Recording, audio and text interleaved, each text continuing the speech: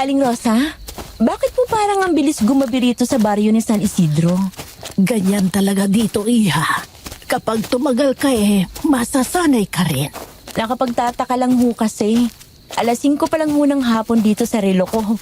Pero halos wala na po akong makitang tao dyan sa may kalsada.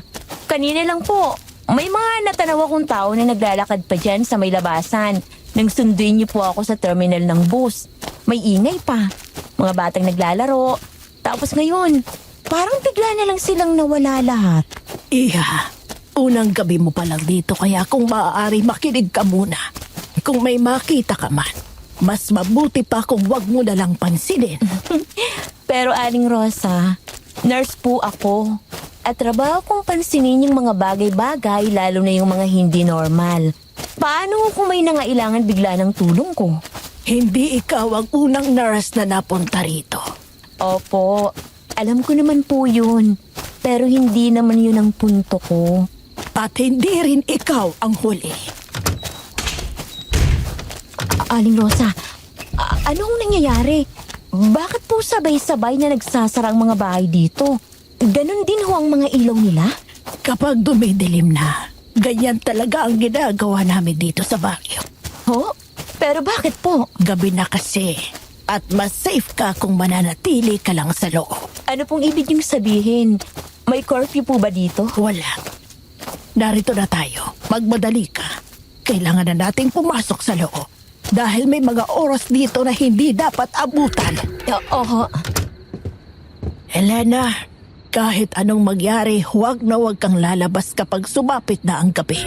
Kahit may humingi ng tulong mo, o kahit may tumawag pa sa iyo ay huwag na huwag kang sasakot. Dahil kahit gaano ka pa kagaling na nurse, may mga bagay dito sa baryo ng San Isidro na hindi natin maipaliwanag. Pero Aling Rosa, trabaho ko po yun eh. Di ba dapat lang na tumulong ako lalo na kung kailangan nila? Kaya nga po ako na destino dito sa baryo ninyo. Iba dito kapag sumasapit na ang gabi, Elena. Ha? Paano pong iba? Ano po bang nangyayari dito kapag dumidilim na? Dahil may mga taong hindi na inaabot pa ng umaga. Aling Rosa! Aling Rosa! Nawawala ho yung pasyenteng ginamot ko rito kagabi. Nandito pa yun kanina eh. Elena, sigurado ka ba sa mga sinasabi mo, Iha? Oo. Kinausap ko pa nga siya kanina lang. Pagkatapos, tinanong ko pa nga po kung maayos na bang pakiramdam niya. Ang sabi pa nga niya sa akin, masakit pa daw po yung ulo niya. Kaya kinuhanin ko siya ng saglit ng gamot. Pero pagbalik ko, wala na siya. Elena, wala nang ibang tao sa labas kapag ganong oras. Aling Rosa, hindi ba ikaw pa nga ang nagpapasok doon sa lalaki bago tuluyang kumalat ang dilim sa labas? Walang dinalang pasyente dito kagabi, Elena.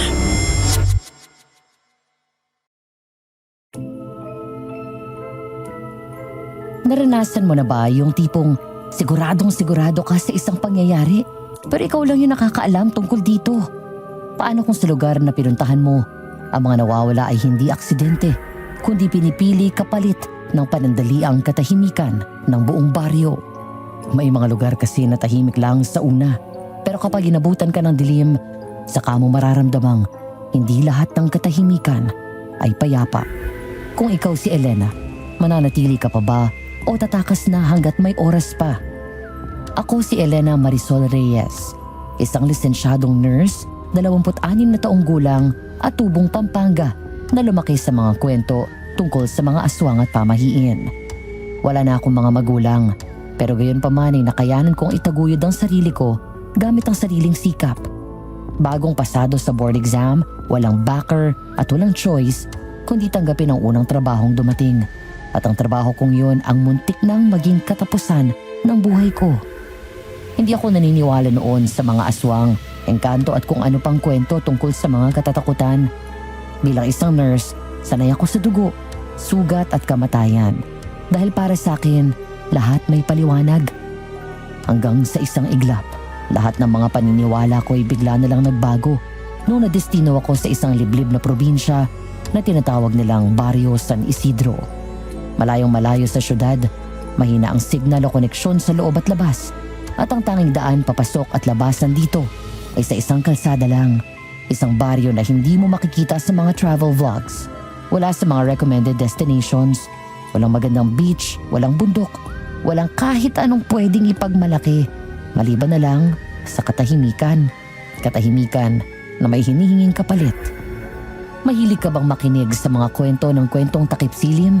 Halika at sabay nating alamin ang misteryo kung bakit ang baryo ng San Isidro ay tinawag na probinsya ng mga naglalahong tao.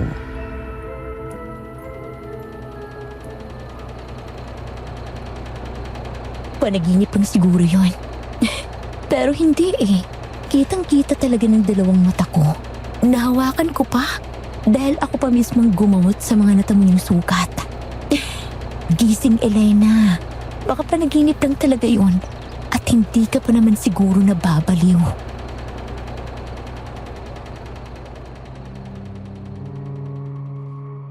Alas 4 pa lang ay gising na ako at katahimikan agad ang sumalubong sa akin. Alam ko sa sarili ko na lahat ng naganap kagabi ay totoo, na hindi lang yun isang panaginip o ilusyon lang. Ultimo sarili ko, kinakausap ko na para makumbinsi na walang katotohanan ng mga yun. Naisip ko pa noon na mauuna pa yata ako maging pasyente kaysa sa mga tao dito. Bumangon ako mula sa makitid na kama sa loob ng Rural Health Unit. Lumang kisame, kupas na dingding at isang electric fan na para bang oras ay bibigay na. Kakaiba na kasi ang ginagawang tunog nito. Medyo masakit na talaga sa tenga. Pagkatapos kong pagmasdan pang muli ng ilang beses ang loob ng maliit na kwartong tinulugan ko, ay napagpasyahan ko ng lumabas mula rito. At doon nakita ko si Aling Rosa na nag-aayos na ng mga ilang gamit na gagamitin namin mamaya sa panggagamot. Nung unang gabi ko pa lang dito sa baryo ng San Isidro, ay siya agad ang sumalubong sa akin. Dati siyang midwife dito sa lugar nila, pero retirado na dahil may edad na rin. Gayon pa man ay maliksi pa rin siyang kumilos. Siya rin ang nagsasilbing assistant ng mga nurse na nadedestino sa lugar nila.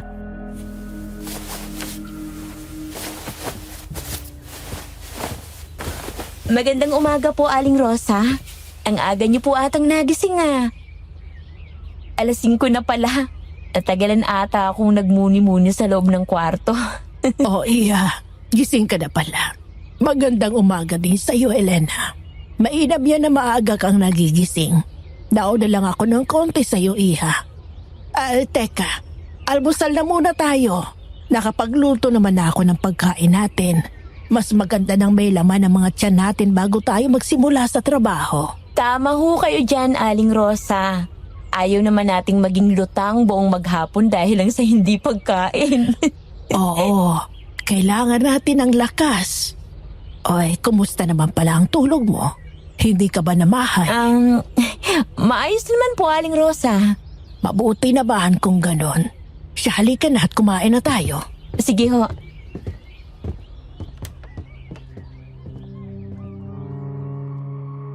Habang kumakain kami ni Aling Rosa ng almusal na niluto niya ay hindi pa rin ako mapalagay. Paulit-ulit pa rin sumasagi sa isipan ko yung mga naganap kagabi. Napatingin ako sa labas ng maliit na bintana ng Rural Health Unit. Maliwanag na, pero tahimik pa rin ang baryo. Walang bakas ng kaguluhan. Walang bakas ng takot na kagaya ng naramdaman ko kagabi.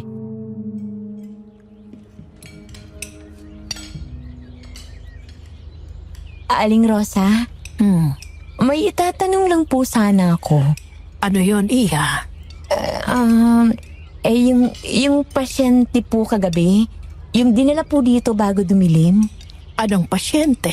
Yung lalaki pong ginamot ko kagabi ang tinutukoy ko. Nanghihina po siya at nanginginig. Dinala po siya dito bago magsarang mga bahay. Elena, wala kang ginamot kagabi. Pero Aling Rosa, ako po mismo ang naglinis ng sugat niya.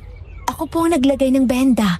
Bilang isang nurse, alam ko po kung anong trabaho ang ginagawa ko at hindi yun basta maiimbento lang. Baka pagod ka lang, iha, dahil mahaba ang biyahe mo kahapon. Malayo ang Pampanga dito kaya ilang oras din ang ginugol mo sa bus papunta dito sa probinsya namin. Hindi po ako pagod, Aling Rosa. Alam ko ho ang mga sinasabi ko. Eto, paano niyo po maipaliliwanag sa akin ang mga natuyong dugo dito sa gloves? Ang mabuti pa, Iha. Maglinis ka na lang muna at magpahinga pagkatapos para may lakas ka. Dahil maya-maya lang darating na ang mga totoong pasyenteng gagamutin mo. Pasensya na po kayo, Aling Rosa. Baka nga po sa pagod at gutom ko na din kaya kung ano-ano ng mga nasasabi ko sa inyo. Ayos lang yon, Iha. Matagal tayong magsasama dito kaya ipalagay mo yung loob mo. Kung may kailangan ka, sabihan mo lang ako.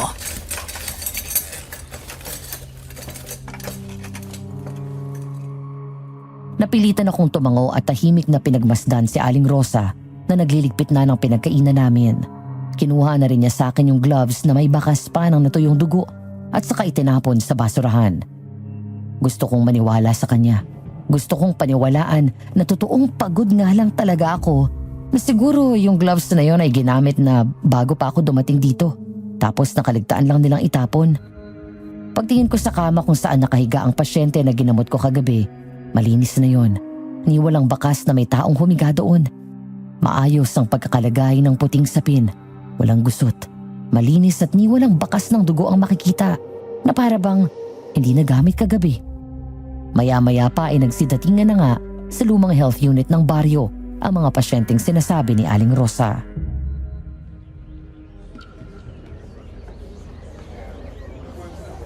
Marami-rami din palang mga gagamutin natin ngayong araw, Aling Rosa. Sandali ho, at iti-check ko muna ang mga vital signs ng mga pasyente. Sige, ako na muna bahalang mang-estima sa iba. Saka mo na lamang ako balikan kapag natapos ka na at ako na ang bahalang maglista sa mga gamot na kailangan nila. Sige ho, para agad po tayong matapos. Medyo mahaba-haba din po ang pila sa labas. Pero sa tingin ko naman, matatapos tayo kaagad. Total, maaga pa naman po. Oo, at hindi tayo pwedeng abuti ng dilim sa panggagamot, Elena.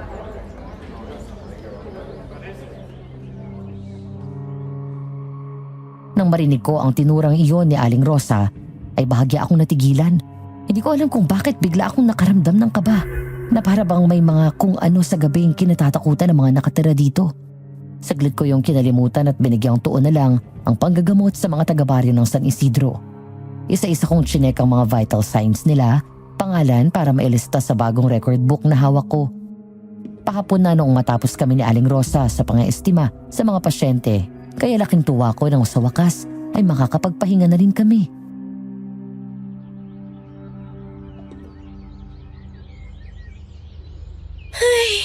Kapagod. Pero masaya po ako na nagawa ko ng maayos ng trabaho ko ngayong araw. Salamat po sa pagtulong sa akin, Aling Rosa. Hindi ko po magagawa ng lahat nito kung wala po kayo dito at mag-isa lamang ako. Wala yun, Iha. Masaya din akong natulungan ka. Minsan nga'y namimiss ko din ang trabaho ko noon bilang isang midwife. Maiba nga po ako, Aling Rosa. Napansin ko po kanina na halos ang pasyente natin ngayong araw ay pare-pareho po mga sintomas. Kundi dehydration, lagnat, pagkabalisa at pagkawala naman ng malay pagsapit ng gabi. Para kung may pattern ng mga sakit nila, ni hindi din sila makapagsalita at makatingin ng maayos sa akin kapag tinatanong ko sila. Normal lang yon, Iha. Dahil sa sobrang init ng lugar na ito. Halos kasi ng mga nakatira dito sa baryo namin ay ang pagtatrabaho sa bukid ang tangi nilang ikinabubuhay. At isa pa ay medyo naiilang pa sila sa'yo dahil bago ka pa lamang dito. Mas sanay kasi sila sa huling nurse na nadestino dito bago ikaw. Pero hayaan mo, pasasaan ba't masasanay din sila sa'yo? Unang araw mo pa lang naman at may mga susunod pang mga araw. Sana nga po. Matanong ko na din po, bakit wala pong doktor dito at puro nurse lang po ang kinukuha nyo? Pasensya na po pero bigla lang po kasing nasagi sa isipan ko. Akala ko nga po may doktor din po ako na madadatnan dito. Mayroon noon. Mga nurse din na kagaya mo. Ano pong nangyari at bakit nurse lang po ang mga nadidestino sa lugar ninyo ngayon? Ay nako, Iha. Kailangan ko nang umalis at baka abutin pa ako ng dilim dyan sa labas. Hindi mo na kita masasabahan ngayong gabi, Elena. Kaya bukas na lang tayo magkita ulit at kailangan ko nang umalis. Ay, ikaw na din ang bahala magsara ng health unit, ha? Siguraduhin mong nakasara ng maayos ang mga bintana at nakalak ng maayos ang pintuan. At dito ka lang sa loob, Elena. Huwag kang lalabas kapag gabi na. Teka lang ho, Aling Rosa.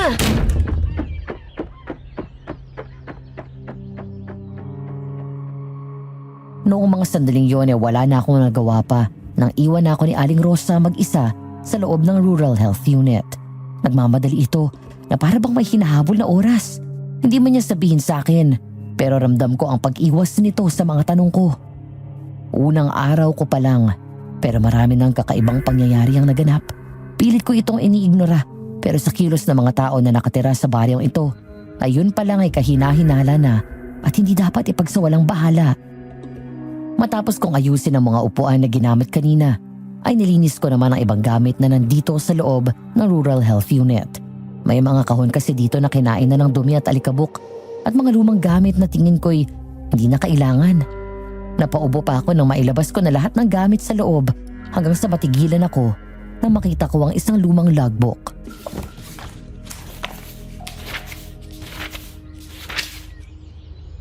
Nurse Camila D. Reyes.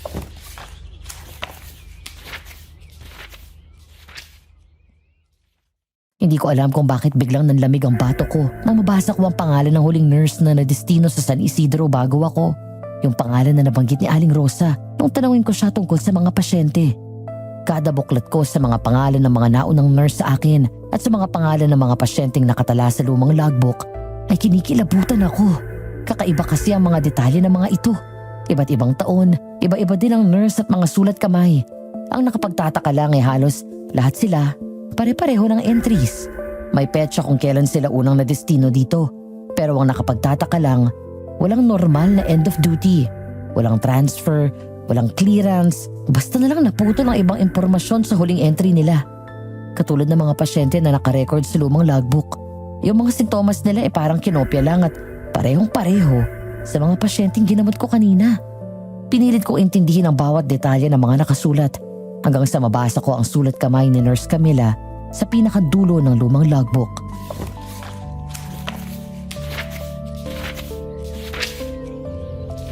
May mali sa baryong to. Kapag dumidilim na, nagbabago ang mga tao. Ang mga pasyenteng ginagamot ko tuwing umaga, hindi na nakikita kinabukasan. Sinabihan na akong huwag manghimasok, huwag magtanong, huwag lumabas ng gabi. Pero paano kung trabaho namin yan bilang nurse? Kung may makabasa man ito, huwag mong uulitin ang pagkakamali ko. Kapag tinawag ka ng baryo sa gabi, huwag kang sasagot. Aling Rosa! Nasaan ka na ba? At bakit naman kasi ngayon mo pa naisipang umalis at iwanan ako ditong mag-isa? Aling Rosa! Sino yan? Anong kailangan mo? Sandali lang ho! Ano kayo sinabi sa akin ni Aling Rosa? Nakalimutan ko na. Sabi niya, huwag sasagutin kung sino man yung tumawag. Pero paano? Kinakain din ako ng kuryosidad ko eh.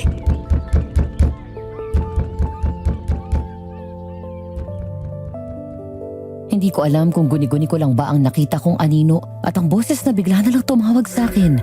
Yakap-yakap ang lumang logbook. Unti-unti kong nilapitan ang pintuan. At paglapit ko ay 3 beses pang sunod-sunod na mga kumatok ang kung sino mang nasa labas.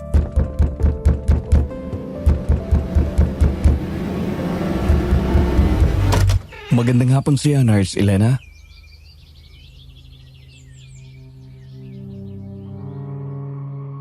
Bahagya akong nakahinga ng maluwag nang bumungad sa akin ang isang lalaki at hindi yung nakakatakot na naglalaro sa isipan ko. Hindi ko alam, pero pagkakita ko pa lang sa kanya ay may kung ano akong naramdamang seguridad sa presensya niya. Matangkad at malinis siyang manamit, tapos diretso rin ang tindig at gwapo. Yung dating niya para sa akin ay yung tipong taong sanay sundin at sundan na kahit hindi pa ito nagsasalita ay ramdam mo na ang taglay nitong otoridad.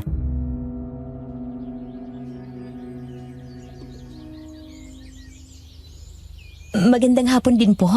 Sino po kayo? Anong kailangan niyo sa akin? Ako si Basilio Cruz, kapitan ng Barrio San Isidro. Kayo po pala ang kapitan dito. Pasensya na po at nagulat lang ako. Unang araw niyo dito, hindi ba? Nabalitaan ko din na maayos ang panggagamot ninyo kanina sa mga pasyente. Kaya naman nagpapasalamat ang baryo. Opo, kararating ko lang po kahapon. At saka, wala ho yun. Ginagawa ko lang naman pong tungkulin ko.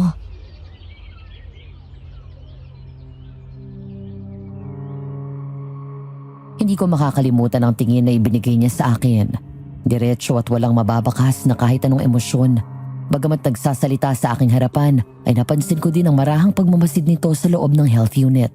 Sa mga upuan, sa mesa, sa kama, na para bang may hinahanap ito.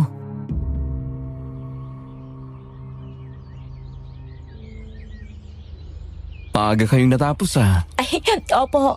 Sinika po talaga naming huwag abutin ng dilim. Bilin din po kasi yun ni Aling Rosa. Oh, ang dating midwife pala ng baryo. Oo, tama yan. Dahil pagsapit ng dilim, ay dapat nasa loob ka na lang. Kasi mas ligtas doon. Kapitan, pwede po ba akong magtanong? Kung okay lang ho sana sa inyo. Depende sa itatanong mo, Nurse Elena. Napansin ko po kasi na halos pare-pareho ng sintomas sa mga pasyenteng napatingin dito kanina. Dehydration, lagnat, panic, na para bang may pinanggagalingan lang na iisang dahilan. Para po kasing hindi normal. Lalo na po yung pagkakahimatay nila sa tuwing pahapon na. Mainit po kasi dito sa lugar namin, Nurse. Opo, alam ko po yun. Pero nurse po ako at alam ko kung alin ang normal at alin ang hindi. May mga bagay sa baryong ito, Nurse Elena, na mas tumatagal kapag hindi masyadong pinapakialaman. Hindi po ba delikado yun na manahimik na lang? At saka, trabaho ko po na matulungan ng mga taga-baryo. Kaya kailangan kong pag-aralan ng mga sakit na meron sila. Mas delikado po minsan ang sobrang pag-uusisa.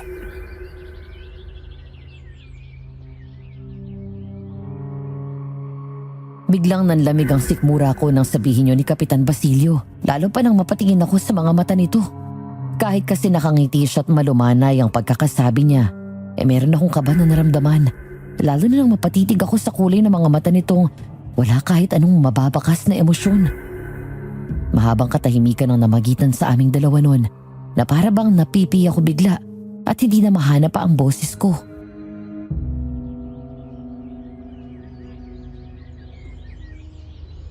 Malapit nang dumilim. Kung may kailangan ka, tawagan mo lang ako. O kaya si Aling Rosa. Bukas ang barangay hall sa umaga, Nurse Elena. Sandali ho, Kapitan. Yung tungkol ho sa lumang logbook. May logbook? Opo, nakita ko po kanina.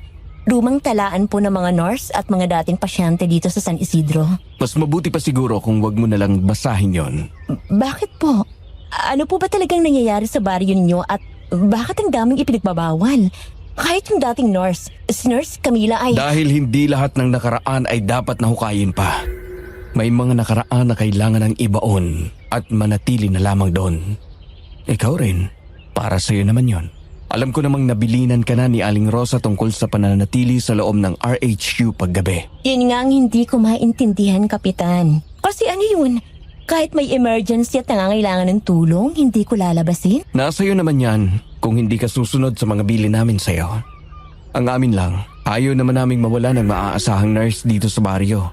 Kaso, hindi naman nasunod sa patakaran namin. Opo, Kapitan. Maligayang pagdating sa San Isidro, Nurse Elena. Sana'y magustuhan mo ang pananatili mo dito.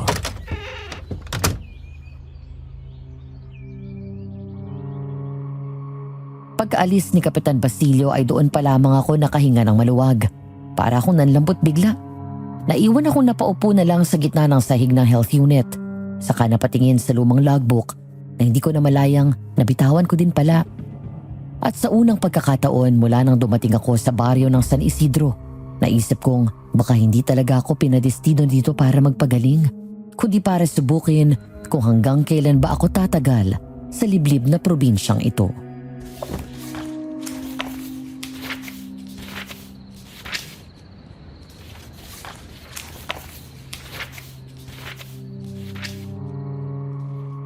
Hindi ko alam kung ilang beses ko nang binasa at buklatin ang bawat pahina ng lumang logbook pero wala pa ring pagbabago. Pati mga pasyenteng pinapabalik kinabukasan, ni isa sa kanila'y wala nang bumalik. Nalabis kong ipinagtataka. Pare-pareho simula una hanggang umpisa.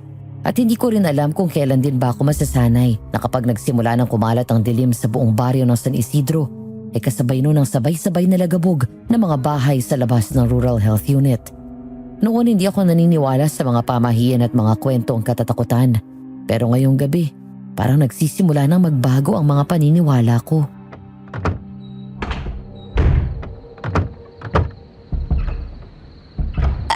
Alas 6. Alas 6 na naman. Ano bang meron sa'yo, San Isidro? Bakit sa tuwing sumasapit ng gabi, biglang mananahimik na yung paligid? Tapos, parang kailangan mo pang sabayan yung mga paglalak nila ng pinto. Nurse Elena, tulungan mo ako. Sino ka? At anong nangyari sa'yo? Nurse Camila, iyon ang pangalan ko. Ikaw yun? Pero, paano? Anong ginagawa mo dito? Saan ka pupunta? Huwag na huwag kang magtatangkang buksan yung pinto. Pero nurse ka din katulad ko at trabaho natin to. Trabaho nating tumulong. Kailangan nila tayo. Kailangan nilang tulong natin, Nurse Camila. Bakit pa tayo nandito kung magbibingi-bingihan lang tayo sa hinaing ng baryong to? Yung mga sigaw sa labas, mga boses na hirap, humihingi ng tulong. Paano yung... Hindi lahat ng humihingi ng tulong ay dapat tulungan, Elena. Ano yun? Ano yung pumapagaspas sa itaas ng bubong? May napili na naman sila at hindi na muli nito masisilayan pang umaga. Ano bang sinasabi mo? Anong napili? Takbo, Elena! Takbo! Hindi! Hindi ito totoo! Hindi! Hindi! Hindi ito totoo! Diyos ko!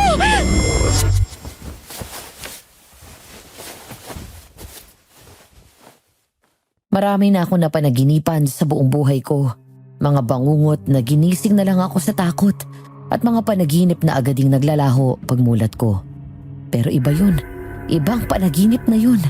Dahil sa lahat ng napanaginipan ko, yun lang ang pakiramdam ko'y totoong nangyari. Alam ko may paliwanag ang lahat. Pero paano ko may ipapaliwanag ang mga naiwang bakas sa bintana ng maliit na kwartong tinutulugan ko?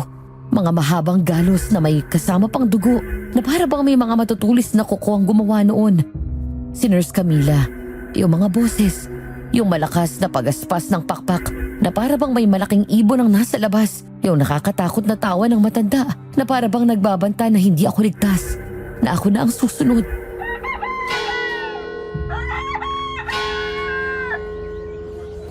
Aling Rosa, akala ko ba sa tuwing sasapit ang linggo ay dapat lahat ng mga taga-baryo ay magsisimba? Pero bakit mukhang konti lang ho atang mga dumalo sa misa ngayon? Hindi naman kasi lahat ng taga-baryo ay kayang dumalo sa misa. Yung iba kasi ay kahit linggo, mag-aabala sa mga gawain at paghahanap buhay. Kabilang na po ba doon yung mga taong may sakit? Niisip po kasi sa kanila, wala nang bumalik para sa follow-up check-up nila. Ganito na din po ba noon ang ginagawa ng mga pasyente ng mga naunang nurse bago ako? Ay, oo. Hindi na sila bumabalik kaya hindi na bago sa akin kung nangyari na naman ito ngayon. At isa pa, Aling Rosa, napansin ko pong pare-pareho sila ng sintomas. Kada sasapit na yung hapon, nagiging balisa na sila. Ang mabuti pa, Elena, bumalik na tayo sa health unit. Mainit na din ang tama ng araw sa balat. Hindi ka na makakapaglibot pa. Mauna na po kayo, Aling Rosa. Magpapaiwan na po muna ako dito. Gusto ko munang makilala ang iba pang mga taga-baryo. Ay, sabay na tayong umuwi, Elena. Bibili lang ako ng kandila, iha, at babalik din kaagad ako. Sige ho, Aling Rosa. Hintayin na lang po kita dito. O siya, madali lang naman ito. At huwag ka nang masyadong lumayo dahil hindi mo pa kabisado ang lugar na ito.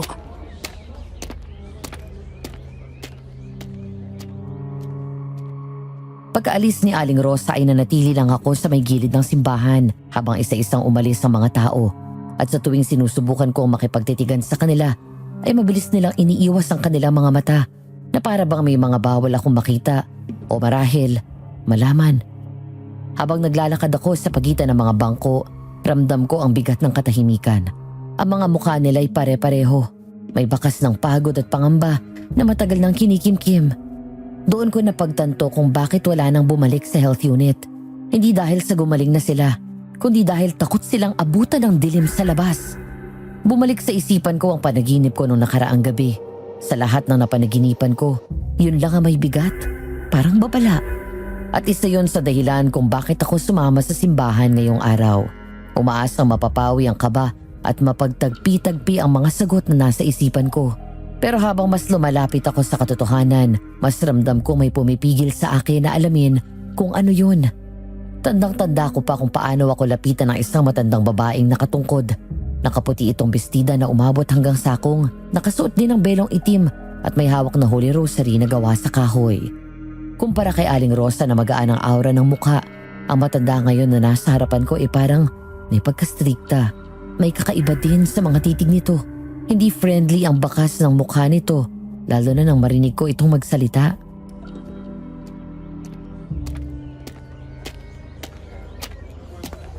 Narinig kong pinag-usapan niyo ni Rosa kanina, Iha. Hindi ka dapat nagtatanong ng mga ganyan. Kung ako sa'yo, mas magandang ipagdasal mo na lang ang mga tingin mong kakaiba rito sa lugar namin kesa usisain pa. Sino po kayo? Bago ka pa lang pero masyado ka nang mausisa. Kung gusto mong magtagal rito, matuto kang sumunod sa mga patakaran ng baryo. Gusto ko lang naman pong malaman ang kalagayan ng mga pasyente ko. Dahil yun ang trabaho ko dito. Wala naman po akong masamang Intensyon ng madalas nagdadala ng kapahamakan dito sa lugar namin. Nurse po ako, Ali. Di po ba karapatan ko din na malaman ang kalagayan ng mga taong tinulungan kong gamutin? Ang karapatan ay pribilehiyo lamang kapag pinayagan. Pinayagan po kaming tumulong at magpagaling pero hindi ang magtanong. Pinayagan kayong manatili. Hanggang doon lang. Pilar, tama na. Huwag mo namang takutin ang bata. Kayo lang naman lagi ang maraming sinasabi, Rosa. Lalo na sa mga bago. Hindi ganon yon, Pilar. Ay nako, kahit ano pong sabihin mo, Rosa, mali pa din ang hindi sumunod. Kaya kung gusto mong magtagal dito, Iha, makinig ka. Matuto kang sumunod sa tradisyon ng baryong to. Dahil ang baryo ng San Isidro ay tahimik na lugar dahil marunong sumunod ang mga tao dito. At ang mga hindi marunong sumunod ay hindi nagtatagal. Huwag kang mag-usisa, huwag kang makialam. At higit sa lahat, huwag mong guluhin ang matagal ng kasunduan. Kasunduan? Ano pong ibig niyong sabihin, Aling Rosa? Hindi para sa iyo ang sagot na yan, Iha. May mga nurse din na nauna sa iyo. Mas matapang, mas mausisa, mas maraming tanong. Nasa na sila ngayon? Elena, halika na. Umalis na tayo. Pero Aling Rosa,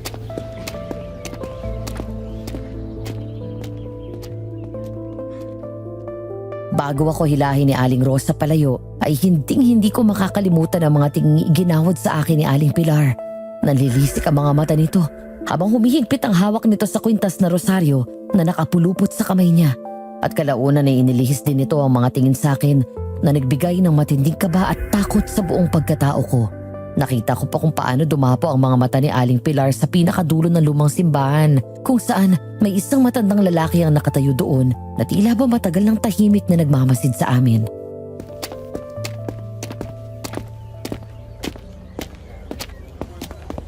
Pagpasensyahan mo na sana si Pilar, Iha. Ganun na talagang ugali doon kahit pa sa mga naunang nurse na dumating dito. ayos lang ho, Aling Rosa. May mga naka-encounter na po akong gano'n na gano'n ang ugali. Tungkol nga po pala sa nabanggit niya pong kasunduan at yung mga nurse na nauna po sa akin. Ano po ba talagang nangyari sa kanila, Aling Rosa? Nasaan na po sila ngayon? Yung mga pasyente, bakit wala nang bumalik? Yung mga nurse na bigla na lang naglaho. Ha, Iha. Hindi lahat ng katotohanan ay kailangan mong malaman. Mas ligtas kung wala kang masyadong alam. Aling Rosa, kung may sakit, hindi ho ba kailangang gamutin? At kung may nawawala, kailangan pong hanapin. Gaya ng mga katotohanan na pilit yung tinatago sa akin. At papaano kung sa paghahanap mo ay ikaw ang pinili nilang maging kapalit?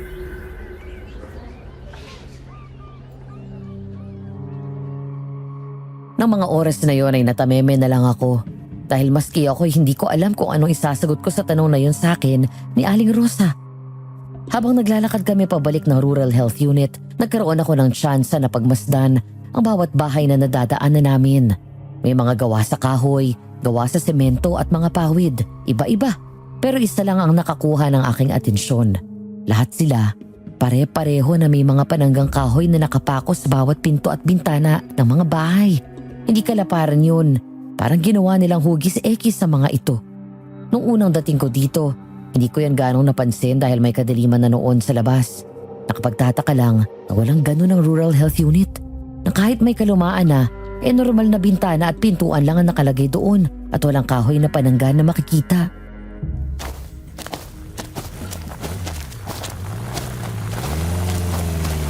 Magandang araw ho, Aling Rosa at Nurse Elena. Mukhang galing kayo ng simbahan Babalik na po ba kayo sa health unit? Kung gusto nyo ay ihatid ko na kayo.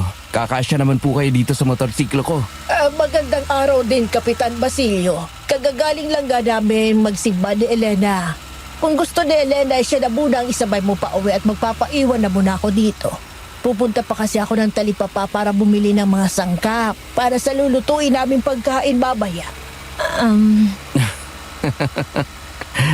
Yun ay yung gusto nyo lang man ho. Sumabay ka na, Iha. Mas mapapanatag ako kung si Kapitan Basilio ang kasama po. Sige ho, Aling Rosa. Kapitan, sasabay na po ako sa inyo pa uwi kung hindi po ako nakakaabala sa inyo. Nakawalang abala, Nurse Elena. Mahirap maglakad dito lalo na kapag maghahapon na. Hindi rin ligtas para sa'yo. Malayo-layo rin ang lalakarin mo at baka abutan ka pa ng dilim sa labas. Salamat po. Kapitan, matagal na po ba kayo nakatira dito sa San Isidro? Buong buhay ko, Nurse Elena. At baka dito na nga rin ako tumanda. Hindi po ba kayo lumabas man lang ng baryo o kaya ay naisip man lang na iwanan ng San Isidro? May mga lugar na kahit gusto mong iwan ay hindi maaari dahil may mga bagay na hindi pwedeng iwanan. Ang lamig po pala rito sa baryo nyo, magbandang hapon na. Oo.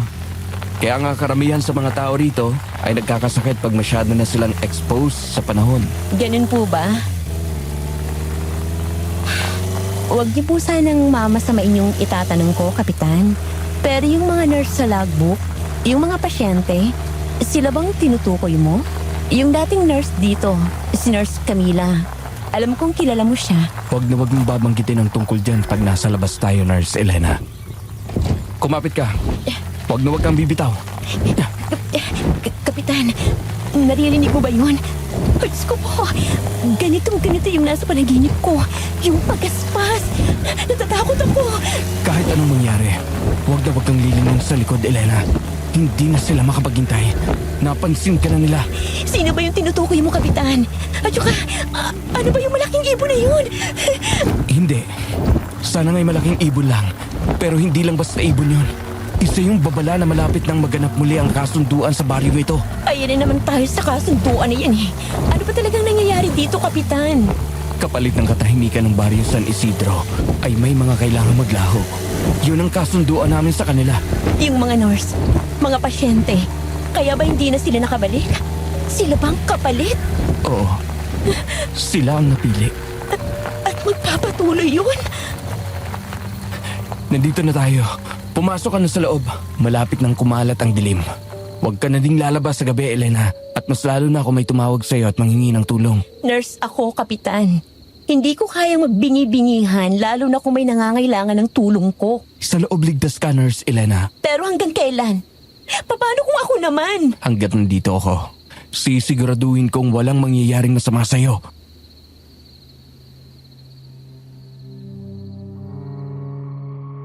Panandali ang seguridad. Iyon ang naramdaman ko nung sabihin sa akin yun ni Kapitan Basilio dahil kasabay ng pagkalat ng dilim sa labas ay unti-unti akong nilukob ng matinding takot. Tahimik. Masyadong tahimik. Wala kang marinig na tawanan. Walang nag-uusap. Walang yabag na mga batang naglalaro sa labas. Tanging ingay lang ng mga kuliglig ang maririnig at mahina, ngunit paulit-ulit na pag-uga ng mga puno na siyang nagpapatunay na may buhay pa sa lugar ng San Isidro. At doon naalala ko ang mga sinabi ni Kapitan Basilio. Hindi man diretsahan pero malinaw na may kasunduan ng baryo. Isang kasunduang hindi pinipirmahan pero matagal nang sinusunod. Isang kasunduang hindi ipinagdiriwang kundi kinatatakutan.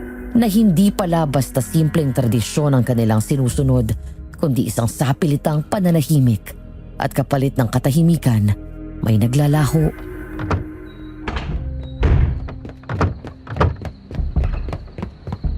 Oras na. Isara mo na ng maayos ang bintana, Elena. Aling Rosa, hanggang kailan magiging ganito ang baryo San Isidro? Hindi ko alam, Elena. Hanggat marunong kaming sumunod sa tradisyon, magiging ligtas at tahimik ang baryo. Pero hindi ang mga tao, Aling Rosa.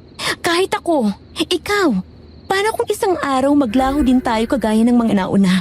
Nakita niyo ba sa mga matang pagod at pangamba ng mga taga-baryo? Oo, tahimik sila. Pero hindi dahil sa kapayapaan ng lugar, kundi dahil sa takot.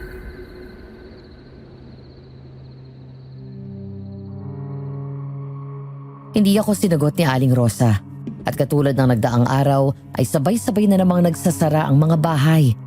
Ngayon ko napagtanto na ang mga pananggang kahoy sa bawat bahay ay hindi pantaboy ng mga magnanakaw, kundi isang tahimik na pakiusap na wag sila ang piliin ngayong gabi. Nilibot ko ang tingin sa loob ng Rural Health Unit. Walang panangga, walang kahoy na pantabing na para bang isang bukas na paanyaya para sa lahat. At sa mga oras na yon, pakiramdam ko hindi na lang ako basta isang dalagang nurse na dedestino dito sa liblib na probinsyang ito para magpagaling ng mga may sakit. Kundi isa na rin ako sa mga taong maaaring piliin para sa isang kasunduan.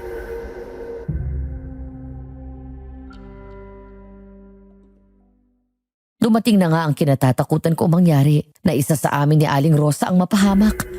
Nagising ako sa walang tigil na kahol ng mga aso sa labas, mga kaluskos at tiyabag na nagbibigay ng ingay sa loob ng Rural Health Unit. At sa kailaliman ng gabi, ang nakakabinging sigaw ni Aling Rosa na humihingi ng tulong ang siyang nagpatindi ng takot sa aking puso.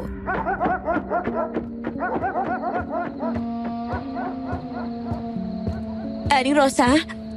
Ikaw ba yan? Elena! Aling Rosa? Nasaan ho kayo? Anong nangyayari? Aling Rosa? Tulungan mo ako, Elena! Aling Rosa! Naririnig mo ba ako? Aling Rosa, sumagot ka!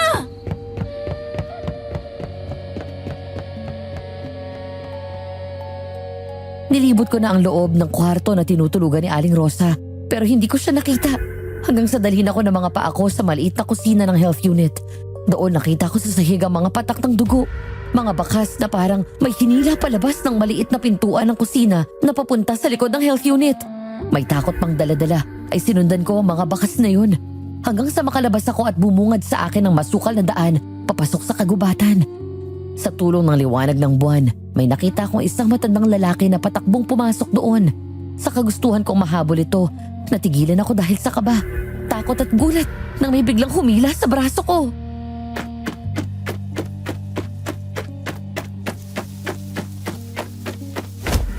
Sandali! Bitawan mo ako! Sino ka? Elena, huminahon ka. Ako ito si Kapitan Basilio. Huwag kang gagalaw. Kapitan, anong ginagawa niyo dito? Ako dapat ang nagtatanong sa'yo niyan. Bakit ka lumabas ng health unit? Hindi ba't binili na kita na wag kang lalabas ng mga ganitong oras? Pero Kapitan, si Aling Rosa nawawala siya at humihingi ng tulong. Hinaan mong boses mo, Elena. Nasa malapit lang siya. Baka mapansin niya tayo. Sino bang tinutukoy mo?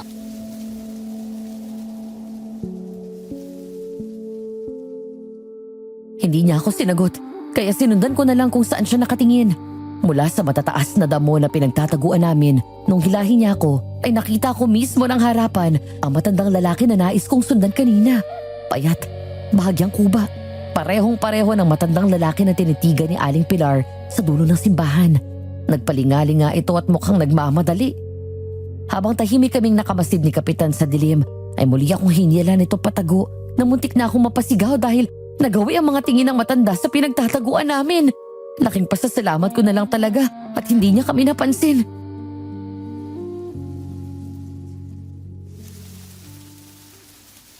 Muntik na. Kung di ko tinakpan ang bibig mo, tiyak na makikita niya tayo. Sino ba kasing matandang yun? Mas tamang tanong ay kung ano ang matandang lalaking yun. Anong ibig mong sabihin? Mas mabuti pang bumalik na tayo. Sa barangay hall muna kita dadalhin para mas mabantayan kita. Hindi. Ayoko. Paano na si Aling Rosa? Kapitan, kailangan niya ng tulong natin. Pagpabukas na natin ang paghahanap sa kanya. Masyado nang delikado dito. Duwag ka. Anong klaseng kapitan ka? Pati hinaing ng mga taga-baryo ay hindi mo marinig. Madami nang nawawala at hindi na bumalik pero wala kang ginawa. Napakaduwag mo, Basilio! Oo, duwag ako. Dahil pinili kong tumahimik.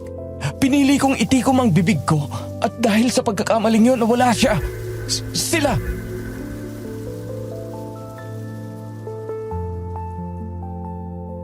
Sa unang pagkakataon, nakita ko sa mga mata niya ang pagod. Sakit na pilit nitong ikinubli sa mahabang panahon.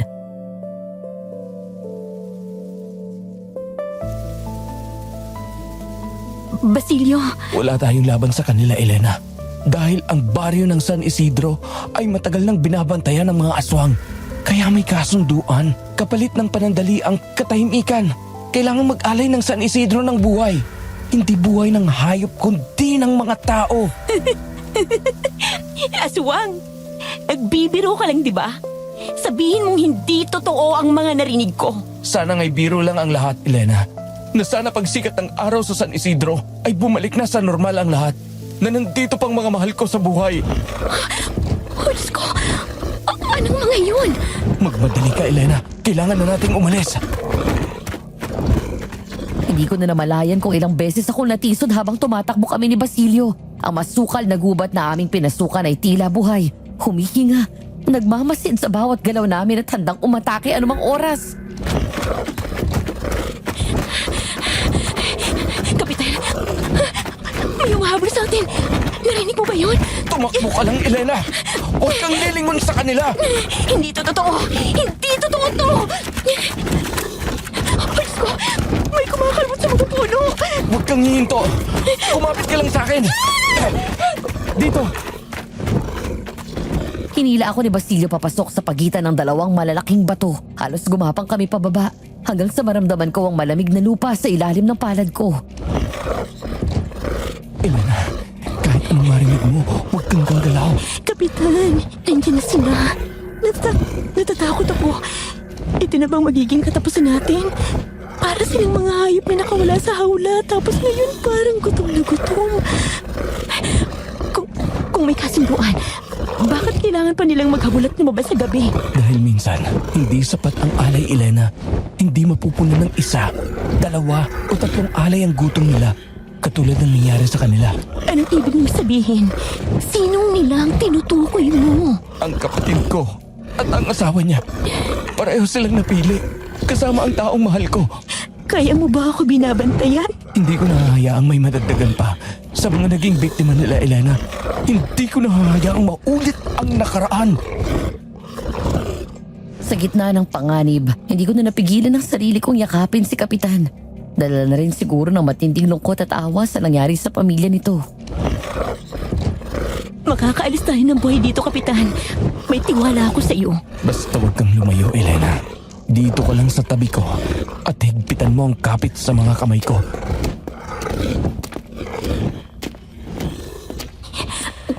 Teka, ano to? Bakit ang baho naman dito sa loob ng kuweba? Parang pinaghalong amoy ng kandila, dugo at lumang insenso. Tapos, merong pambilog dito sa lupa na may tinunawan ng kandila at uling. Dito nila ginagawa ang ritual. Pero mukhang huli na tayo. Wala nang ibang tao rito. Sino kayang gumagawa ng ritual? Teka, sa bandaron, may bag.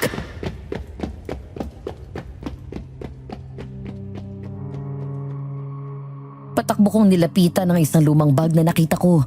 Punit at marumi na ito, pero sa kabila nun, hindi may tatanggi na isang nurse ang nagmamayari ng lumang bag na yun dahil meron din akong ganito. Sa ospital na pinanggalingan namin ay binibigyan nila ang mga katulad kong nurse ng customized bag bilang regalo bago kami madestino sa ibang lugar.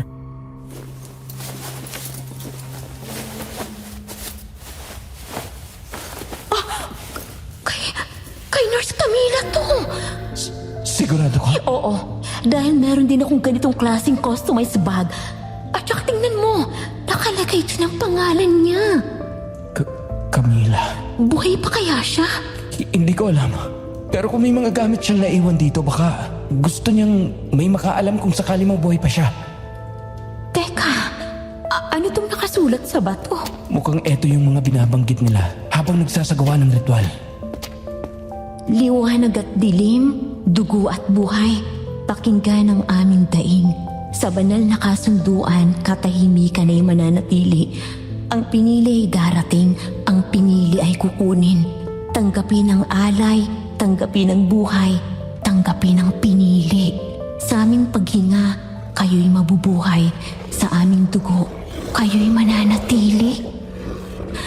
Ay, Diyos ko. Oras na para umalis, Elena. Malapit na silang bumalik. Malapit nang magbukang liwayway. Tapos na silang pumili sa labas.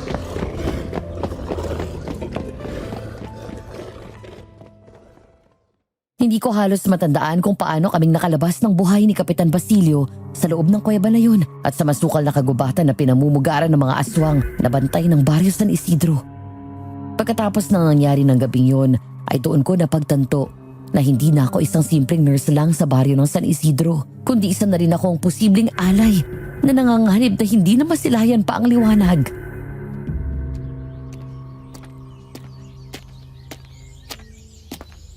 Kapitan, bakit hanggang ngayon wala pa ding balita kay Aling Rosa?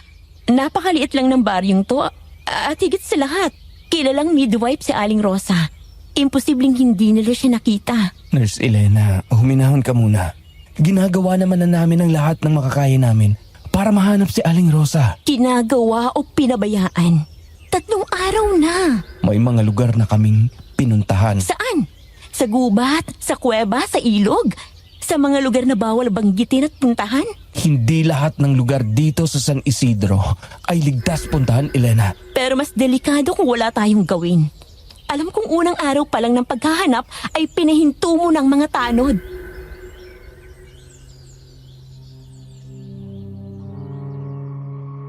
Tatlong araw na ang lumipas simula nang mawala si Aling Rosa.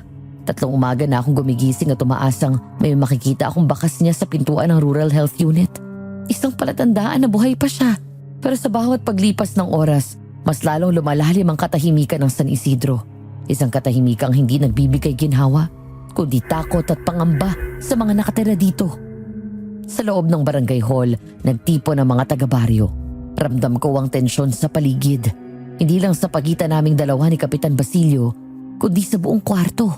Para bang lahat may gustong sabihin pero mas pinili na lang ang manahimik.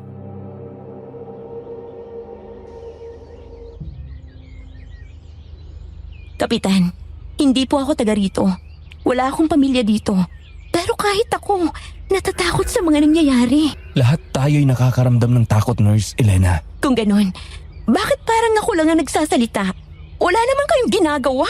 Hindi nakakatulong ang pagtatalo sa mga nawawala. Magandang araw, Mang Pedring. Nakarating na po pala kayo.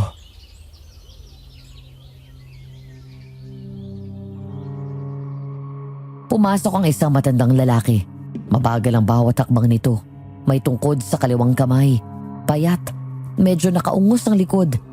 Ng mga sandaling yun ay binundol ako ng matinding kaba nang maalala ko ang matandang lalaking nakita ko sa simbahan at yung matandang lalaking pumasok sa loob ng kagubatan. Hindi ko gaanong nakita ang mukha nila. Pero bakit pakiramdam ko, iisang tao lang sila.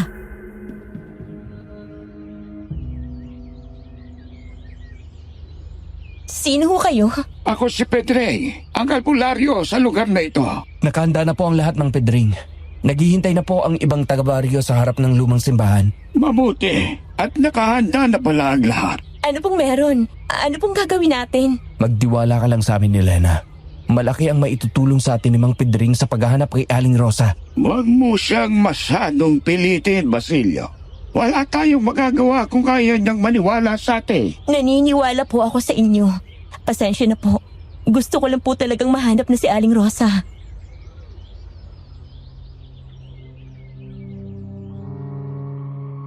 Tumingin sa akin si Mang Pedring. Hindi naman siya galit, pero hindi rin maamo ang mukha niya. May kakaiba sa titig nito na nagpatindig ng mga balahibo ko sa katawan. May kung ano sa mga mata niya na hindi ko mawari. Pero isa lang ang sigurado ko, ang mga tingin niyang yun ay walang hatid ng katahimikan. Mula sa barangay hall ay nilakad namin ang papunta sa lumang simbahan. Pagdating namin sa harap ng simbahan ay may nakalatag ng mesa na malapit sa bukana ng loob ng simbahan. May mga kandila, mga dahon na hindi ko alam kung anong tawag, mangkok na may asin na tubig. Sa pangunguna ni Mang Pedring ay nagsimula na silang mag-alay ng dasal. Dasal na pinaniniwalaan nilang makapipigil sa mga nilalang na yun.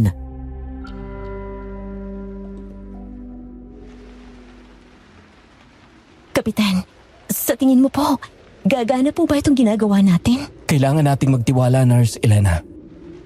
Sa lupaing ito, kami isinilang. At sa lupaing ito, kami mananatili. Per sanguinem, terre, per osa, anticorum.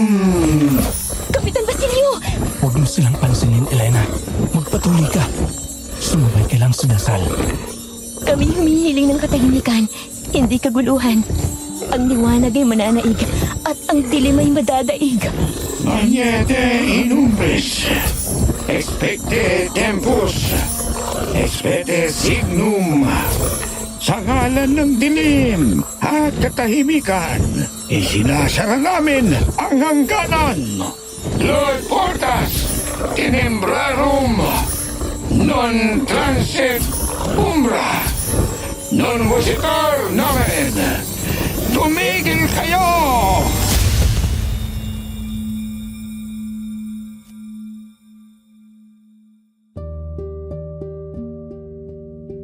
Biglang nanahimik ang lahat. Kahit ang hangin tila tumigil din. Ang mga nakakatakot na tunog kanina ay bigla ring huminto at naglaho. Nang tingnan ko ang mga taga-baryo, lalong humigpit ang hawak nila sa kani-kanilang mga rosaryo. Ang mabigat na aura kanina ay hindi mo na makikita sa mga mukha nila. At sa unang pagkakataon nang mapadako ang tingin ko kay Aling Pilar, na ang kaninang takot, pangamba na nakita ko sa mga mata nitong singtalim ng kutsilyo kung gawaran ako ng tingin, bigla na lang lahat naglaho at napalitan ng kapayapaan. Ang mga batang nagtatago sa mga magulang nila kanina, ngayon ay malaya na at naglalaro at nagtatakbuhan.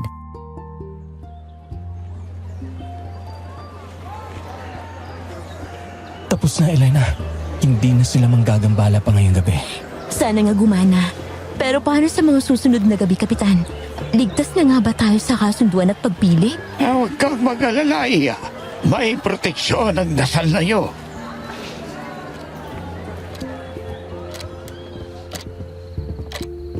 Dito ka na muna magpalipas ng gabi, Elena, habang inaayos pa ang mga ibang nasirang gamit sa Rural Health Unit. Nasa loob na din ng silid ang mga gamit mo. Masyadong maraming nangyari ngayong umaga. Kaya maiwan na muna kita para makapagpahinga ka na din. Salamat, Kapitan Basilio.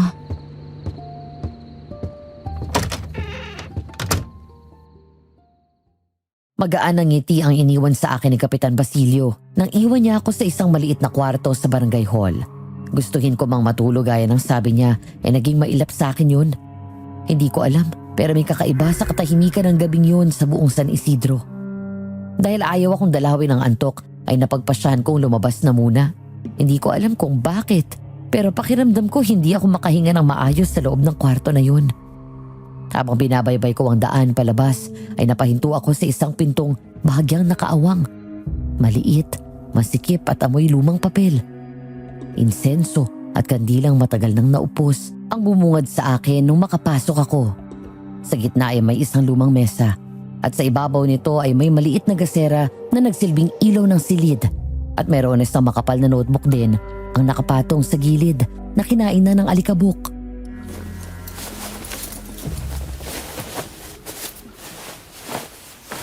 Ano to? May mga pangalan na. Oh, Diyos ko. Pangalan ito ng mga naglahong tao. Bakit may ganito dito? Rosa, Camilla. Ano ibig sabihin ito? Bakit may pulang guhit sa pangalan Nurse Camilla? Pero yung kay Aling Rosa, itim naman. Anong ginagawa mo dito, Elena? Kapitan, Mang Pedring? Nakita mo na pala ang listahan ng mga binabantaya. Binabantayan? Anong ibig niyong sabihin? Hindi aksidente ang lahat, Iha. Lahat ng mga inaalay ay mga pinili na. Pero may sinusundang schedule. May petsa kung kailan matitigil ang pagbabantay. At sa oras na matigil yon, ay oras na para sa itinakdang kasunduan at alay.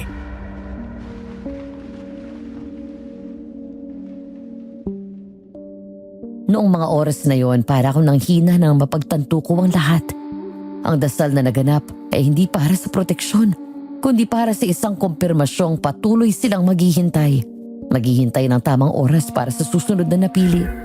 Nanginig ako sa takot nang balingan ko ng tingin si Kapitan Basilio at bigla sumagi sa isip ko ang lahat ng ginawa nitong pagbabantay sa akin simula umpisa hanggang ngayon.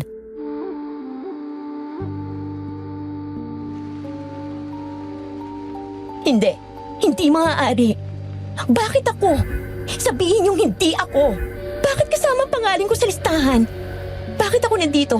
Sino bang gumawa nito? Sino bang pumipili sa mga ito? Hindi naman talaga dapat ikaw ang nandito, Iha. Ano pong ibig niyong sabihin, Mang Pedring? Kung hindi ako, sino? Ang orihinal, bago ikaw. Ano ang ibig niyong sabihin?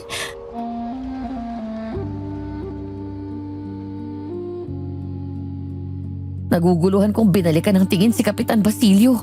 Hindi ito makatingin sa akin ng maayos. At doon ko napagtanto na ako talaga ang ipinalit. Napahagulgol na lamang ako nang sampalin ako ng katotohanang binantayan niya lang ako para mas lalo pang ilapit sa akin ang kapahamakan. Ngayon ko naisip na si Camila. Si Nurse Camila ang dapat ialay at hindi ako. Ang orihinal bago ako.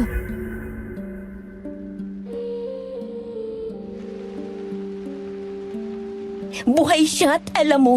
May mga alay na hindi agad namamatay. May mga kinukuha para sa iba. Kinukuha para sa iba. Hindi ko ginusto ito, Elena.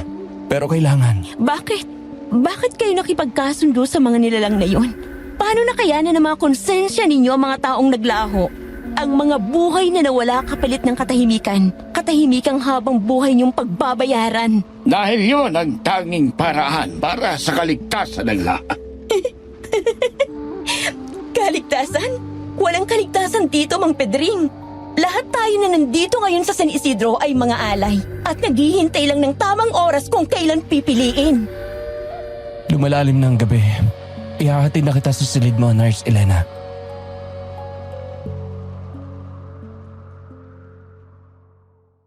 Akala ko ligtas na ako, ang mga taga-baryo. Pero hindi pa pala. Dahil ang taong pinagkatiwalaan ko ay handa akong ialay para sa iba. Kaya pala may pulang marka ang pangalan ni Nurse Camila dahil binura ito na hindi siya ang alay. At sa tabi ng pangalan niya, pangalan ko ang pinalit. Nang tangkain akong hawakan sa braso ni Kapitan, ay agad akong pumiksi at lumayo. Sinira niyang tiwala ko. Akala ko siya ang magiging pag-asa ng baryo San Isidro para makalaya. Pero isa rin pala siyang sunod-sunuran at may sariling hangarin. Nang mga oras na yon ay nakabuo ako ng isang pasya. Pasya na puputol sa tradisyon at kasunduan na meron sila sa mga aswang.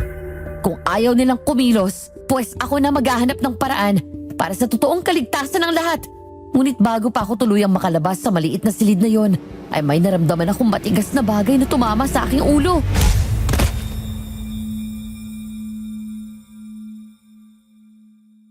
Nagising ako sa marahang bulong at tapik sa mukha ko. Masakit ang buong katawan ko lalo na ang likod ng ulo ko. May matigas na bagay ang humampas sa akin at hindi ko alam kung sino may gawa sa akin nun.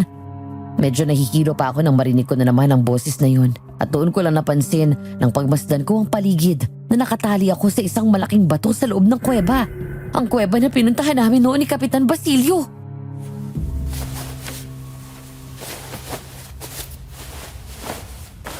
Elena, Iha, gumising ka. Naririnig mo ba ako? Nurse Elena.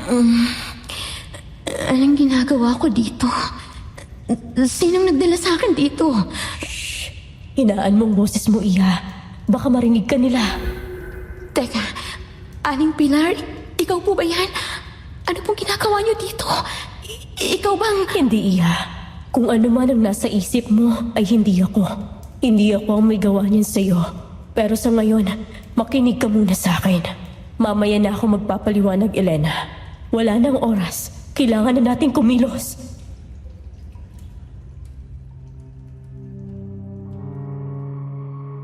Hindi ko alam kung ano nangyayari. Kung bakit nandito si Aling Pilar at tinutulungan akong makatakas. Gamit ang matulis at maliit na kutsilyo, ay sinimulang putulin ni Aling Pilar ang mga taling nakapulupot sa akin.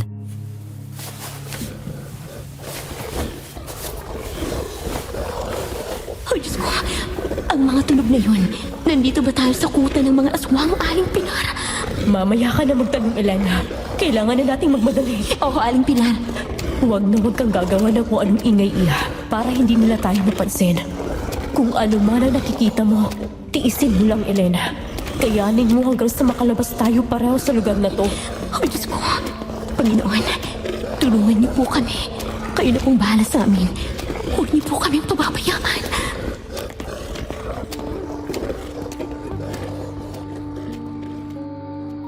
Sa mabato, maputik at makitid na daan ng kuweba ay dahan-dahan kaming naglakad ni Aling Pilar.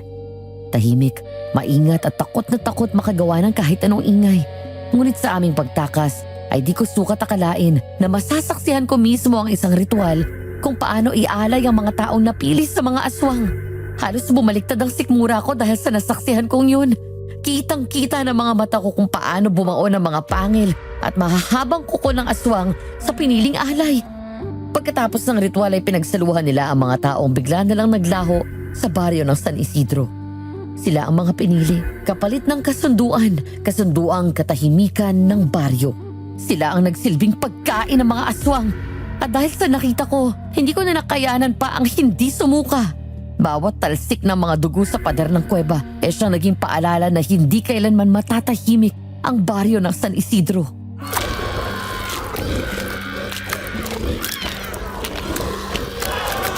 Elena, kapag sinabi kong tumakbo ka na. Huwag ka nang lilingon pa. Basta diretsyo lang, huwag kang titigil hanggat hindi mo nakikita ang liwanag palabas. Bakit niyo po ako tinutulungan, Aling Pilar? Matagal niyo na po bang alam ang tungkol sa mga alay? Oo, kaming dalawa ni Rosa. Pero hindi lahat na kayanan naming tulungan at iligtas. Pero bakit po nung una? Takbo na, Elena! Tapos na sila! Teka, paano ko kayo? Susunod ako, Elena. Umalis ka na! Paglabas mo ng bukana ng kuweba, sa kaliwang bahagi, sa matataas na damo, doon ka dumiretso. Sumulong ka lang kahit wala kang makitang daan. Magpatuloy ka, Elena. Huwag kang hihinto. At sa dulo nun, may naghihintay sa'yo. Alis na, Elena. Bago ka pa nila maabutan dito. Kumilos ka na! Sige po, basta ipangako niyong susunod kayo, Aling Pilar.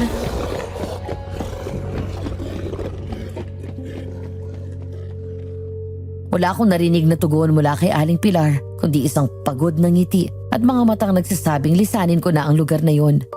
Lakad takbo ang ginawa ko. Kahit na nagkanda sugat-sugat ng talampakan ko, nagpatuloy pa rin ako.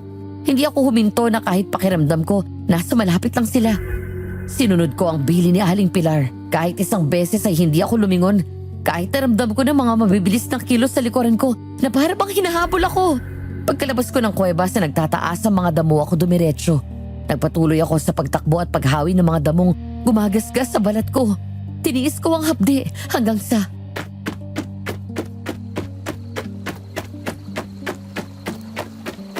Nurse Elena, dito! Nurse Camila? Paano?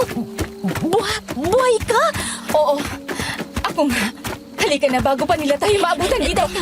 Saan tayo pupunta? Si Aling Pilar, kailangan natin siyang hintayin dito, Nurse Camila. Ang sabi niya sa akin, susunod siya. Wala nang oras, Nurse Elena. Mahirap na para sa ating dalawa magtago kapag naabutan tayo ng liwanag sa daan. Saan ba tayo pupunta? Sa mga nakaligtas. Dahan-dahan lang, Nurse Elena. Medyo madulas at matutulis sa ibang bato. At baka tangayin ka ng agos. Kumapit ka ng mahigit sa lubid, Elena.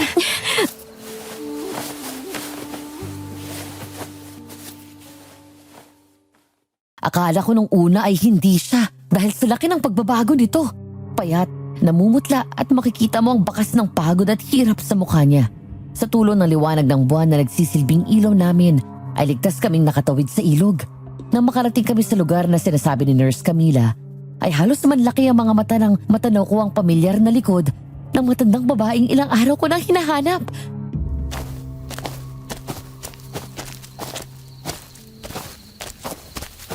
Aling Rosa! Siya. Pero mamaya mo nalapitan. May ginagamot pa kasi siya. Halika, Elena. Doon muna tayo. Pumasok muna tayo sa loob ng kubo. Kailangan mong magpahinga dahil hindi pa tapos ang laban natin. Paano nangyari? Kayo, paano kayo nakaligtas? At yung ibang tao sa labas? Hindi naging madali, Elena. Hindi naging madali para sa amin. Si Aling Pilar, siya ang lihim na tumulong sa amin. Katulad mo. Pero may ibang hindi nakaligtas at naging tuluyang alay. Ang lugar na ito ay parte pa din ng San Isidro. Pero hindi na to sa pinakasentro kung saan naninirahan ang mga aswang. At ang mga kalahi ni Basilio. Kapitan Basilio. Dito kami pansamantalang nagtago. Dahil kung aalis kami sa lugar na ito, ay makikita nila kami, Elena. Dahil 100 lang ang papasok at palabas ng baryo. Kaya hanggang ngayon, nandito pa din kami kahit gustong-gusto na namin makaalis sa lugar na to. Teka, Nurse Camila. Anong kalahing ibig mong sabihin? Nagkaroon kami ng relasyon noon ni Kapitan Basilio. Hindi pa siya kapitan ng baryo noon kundi si Mang Pitring. Bagong nurse ako na nadistino dito. Nagkakilala kaming dalawa ni Basilio. Ngunit hindi nagtagal ay pinasa sa kanya pamumuno dahil may mga bagay na hindi na kayang ipagpatuloy ng dating namumuno. Yung matandang albularyo? Teka, paano nangyari yun? Nurse Elena, kailangan ng bagong magmamana, mamumuno at magpapatuloy ng tradisyon at kasunduan nila. Kailangan magpatuloy na mabuhay ang lahi nila. Kaya ipinasa ni Mang Pedring kay Basilio ang pamumuno. Elena, lahi sila ng mga aswang at kulto. Si Basilio ang pinuno ng mga aswang at si Mang Pedring naman ang may pakana ng mga ritual dito. Kailangan nila ng dugo at buhay para magpatuloy ang lahi nila. Kaya nakipagkasundo sila sa mga tao dito. Noong una ay mga ligaw na hayop lang dapat. Si Aling Pilar at Aling Rosa, alam nila ang kasunduan na yun. Dahil yun ang unang napagkasunduan. Pero hindi na yun naging sapat sa kanila at kalaunan. Naubos din ang mga hayop sa gubat. At sa pilitan nilang pinili ang mga tao. Wala na silang nagawa. At pilit na lang tinago sa mga tao ang totoong nangyayari sa baryo nila. Dugo at laman ng tao ang kapalit ng walang hanggang buhay, Elena. Oh, Diyos ko. Mga halimaw. Mga halimaw sila, Nurse Camila. Hindi na sila naawa sa mga tao dito. Wala nang awa sa mga ganyang klase ng mga nilalang, Elena. Paano mong nalaman ang lahat ng ito, Nurse Camila? Dahil ako mismo ang nakasaksi. Napili din nila akong maging alay. Hindi alam ni Basilio yun noong una. Dahil hindi pa siyang namumuno noon kundi si Mang Petring. Dahil sa pangyayaring yun ay napilitan si Basilio na tanggapin ang tungkulin. Tungkuling pamunuan ng lahi nila na makita niya sa listahan ng pangalan ko. Binura niya yon at naghanap ng bagong ipapalit. At ikaw ang napili nila. Matagal nila ako naging bihag, Elena. Dahil ayaw akong pakawalan ni Basilio. At si Aling Pilar ay kasama sa mga kulto. Kaya nakakalabas-pasok siya sa loob ng kuweba. Siya ang lihim na tumulong sa akin hanggang sa magkaroon ng pagkakataong tumakas. Dumating ang bagong pinili. At ikaw yun, Elena. Minahal ko si Kapitan Basilio, Elena. Totoong minahal ko siya. Pero hindi ko masikmura ang ginagawa nila. Kaya kailangan na matigil ang lahat ng kaguluhang ito.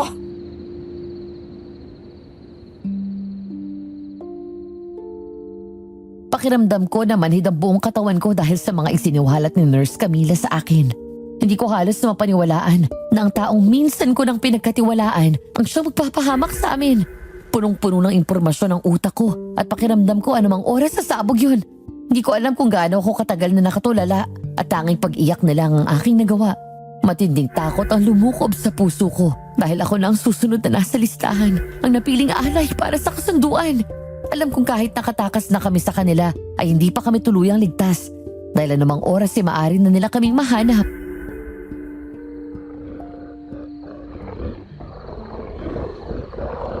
Nurse Camila, sa tingin ko, tapos na ang pagtatago natin at kailangan na natin silang harapin.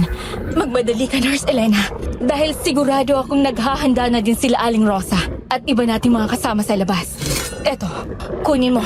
Kailangan mo yan bilang proteksyon. Saan galing ang mahaba at matalim na bagay na to, Nurse Camila? At itong baril, saan niyo nakuha to?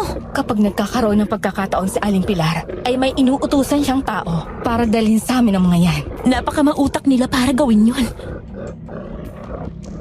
Sabay kaming lumabas ni Nurse Camila sa maliit na kubong pinagtataguan namin. Nakita ko kung paano nataranta ang iba pa naming mga kasama na nakaligtas sa kasunduan. Pangamba, walang katapusang takot. Iyon ang mababakas mo sa mukha nila. Noon hindi ako naniniwala sa mga aswang, pamahiin at mga kwentong katatakutan dahil para sa akin lahat may paliwanag ng siyensya. Bilang isang nurse, iyon ang naging paniniwala ko. na kahit ipanakot sa akin ang mga yun nung bata pa ako, walang talab sa akin.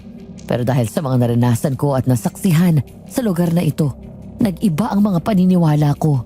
Sa buong buhay ko, hindi ko naisip na makakaharap ako ng mga ganitong klase ng mga nilalang, mga aswang, mga halimaw. Tapos na ang pagtatago. Kailangan ng matuloy ang naunsaming kasunduan. Kayo na ang mga itinakda at pinili kapalit ng katahimikan at kaligtasan ng baryong ito. Itigil niyo na ang lahat ng ito, Mang Pedring. Hindi ba kayo naaawa sa mga tao dito? Tignan mo nga naman ang ipinalit sa tunay na alay. Tignan natin kung hanggang saan ang tapang mo, Nurse Elena. Kayo dapat ang pinatatahimik at hindi ang baryong to. Kung hindi dahil sa kasunduan at kung hindi dahil sa amin, matagal nang wala ang San Isidro. Mas nauna kaming namuhay kesa sa mga tao dito. At sinira nila ang katahimikan ng aming lugar. Kaya dapat lang napiliin din sila kapalit ng kanilang tuluyang pananahimik. Nanginginig man sa takot, pinilit kong tibayan ang loob ko. Lalo pat hindi na mga ordinaryong tao ang mga kaharap namin ngayon. Nagbago na ang kanilang mga anyo. Ang dating payat at kubang si Mang Pedring wala na. Sa harap ko ngayon ay isang nilalang na may mahabang kuko, balat na parang kaliskis, mga matang kulay pula at mga pangil na tila sabik sa laman. Si Kapitan Basilio ay hindi ko na rin halos makilala. Ang dati makinis at pamilyar na mukha ay napalitan ng magaspang na balat na tinahak ng itim na mga ugat. Ang kanyang mga mata, itim na itim, walang bahid ng awa ang makikita sa mga ito. Sa kanyang katawan ay may mga marka, mga simbolong hindi ko maunawaan. Parang mga dasalo, sumpa na nakaukit na sa laman. Sa kanyang likuran, makikita ang malalaki niyang pakpak na kahawig ng paniki. Mahabang kuko na kumikintab sa dilim na handang manakmal anumang oras. Napatingin ako sa paligid. May mga nilalang din na nakasuot ng itim at mga salakot. Hindi ko makita ang mga mukha nila at hindi ko na rin siguro makikita kung tao pa ba sila.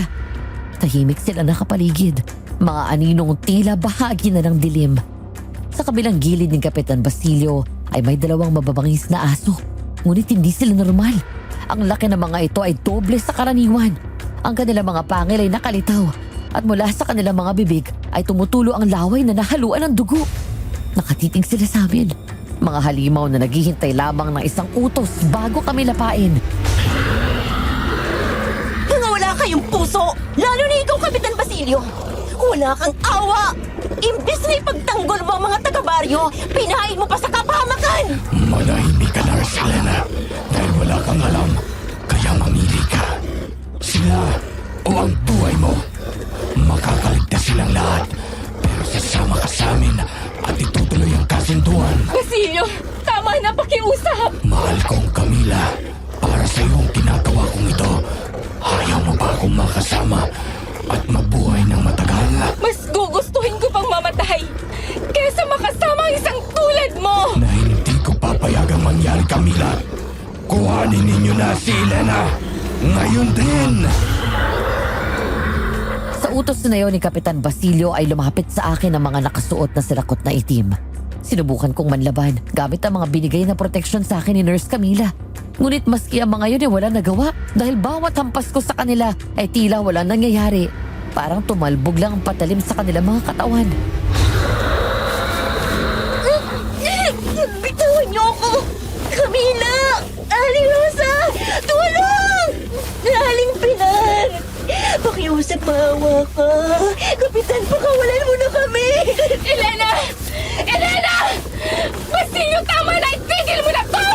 Babalikan kita, mahal ko, at magsasama tayong dalawa habang buhay.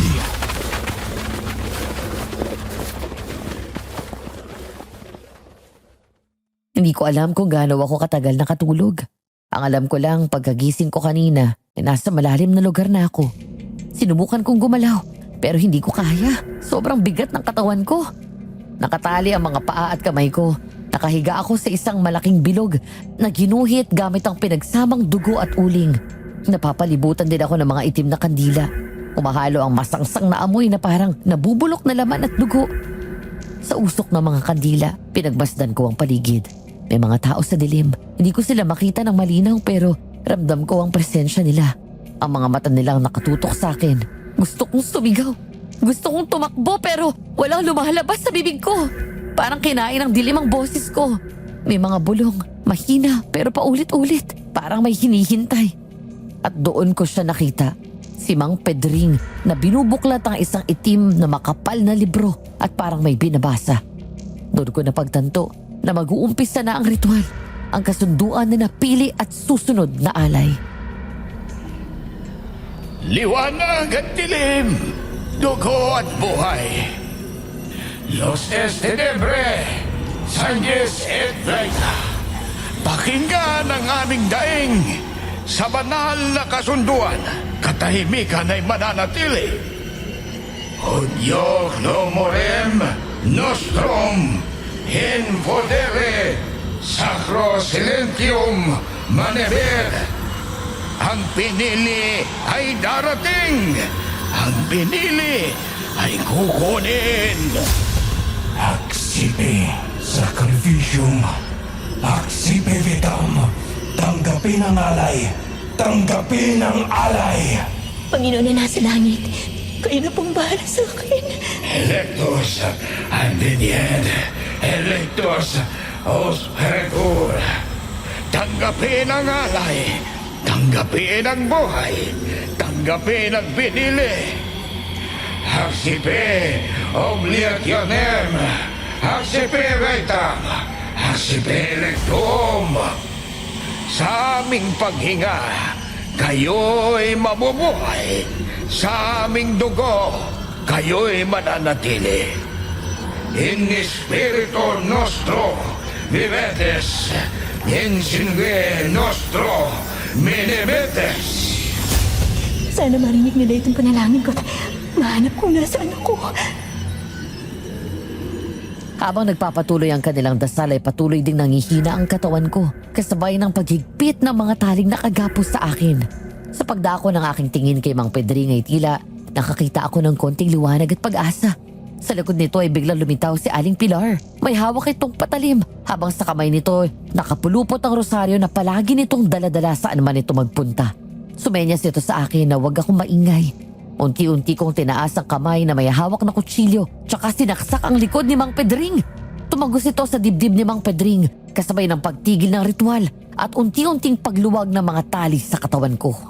Sa bilis ng pangyayari ay hindi ko agad nakita ang mabilis na paglipad ni Kapitan papunta kay Aling Pilar. Sinakal niya ito, dahilan para umangat ang katawan ni Aling Pilar sa ere, habang sakal-sakal siya sa leeg ng aswang na si Kapitan Basilio. Aling Pilar, itawan mo siya! Kapitan! Tumakbo ka na, Elena! Iwan mo na ako! Hindi ako aalis, Aling Pilar! Kailangan nang matapos to! Masyado kang pakialamero! Tantinan mo na kaming halimaw ka! Mabilis kong kinuha ang kutsilyong ginamit ni Aling Pilar na panaksa kay Mang Pedring, at dahil sa puso tinamaan ng matanda, naging abo na ito, kasama pa ng ibang aswang na kasama namin sa loob ng kuweba. Akala ko matatapos na doon, pero hindi pa dahil nandito pa ang pinuno nila. Sa paglapit ko sa likod ni Kapitan Basilio ay mabilis kong inhumang ang kutsilyo sa kanya, ngunit tumalsik lamang ito. Bumalik ang mga mata nitong nanlilisik sa akin, kasabay ng pagbitaw niya sa leeg ni Aling Pilar ay ako naman ang binalingan niya. Sinisira mo ang tradisyon at kasunduan ni Lena. Wala akong sinira, Kapitan! Kayo mismong sumisira sa sarili niyo at sa baryong to! Ano man ang nasimulan ay kailangan tapusin. At kung ano man ang kinuha, yun din ang kukunin. Pinatay niyo si Mang Pedring at ikaw, Elena, ang kapalit. At magpapatuloy sa naudlot na kasunduan na matagal nang dapat naganap. Kapitan, maawa ka! Itigil mo na to! Alam kong may natitira pang bait din sa puso mo. Hindi ka mamahalin ni Nurse Camila kung hindi niya nakita yun sa'yo! Camila.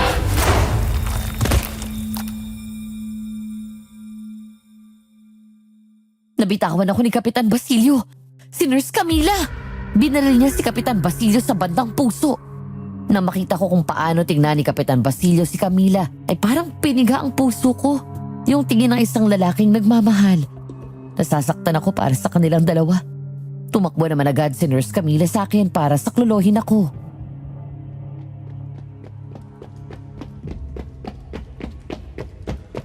Elena!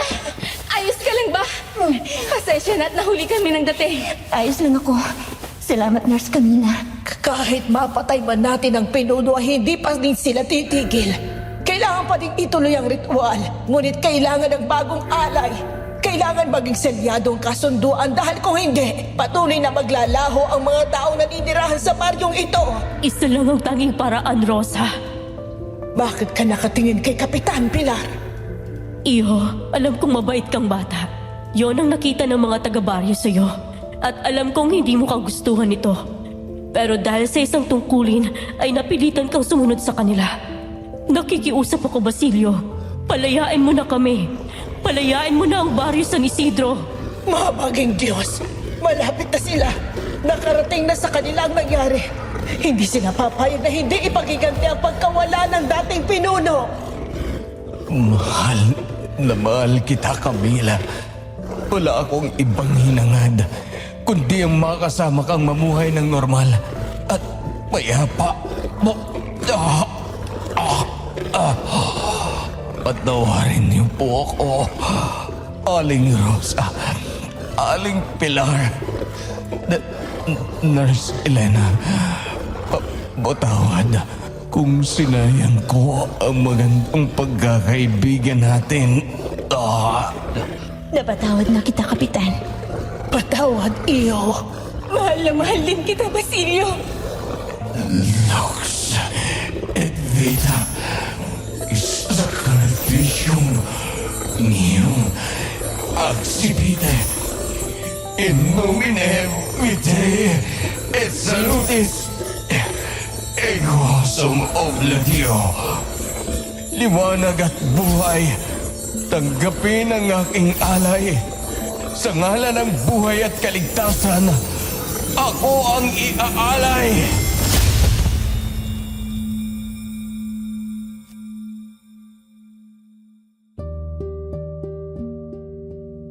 Kasabay na unti-unting pagkamatay ng mga kandila, unti-unti ring naging usok si Kapitan Basilio. At sa huli, naglaho na lamang bilang abo. Tumahimik bigla ang mga nakakatakot na ingay sa paligid na para bang nawala ang bigat, takot at pangamba. Unti-unting umusbong ang tunay na kapayapaan.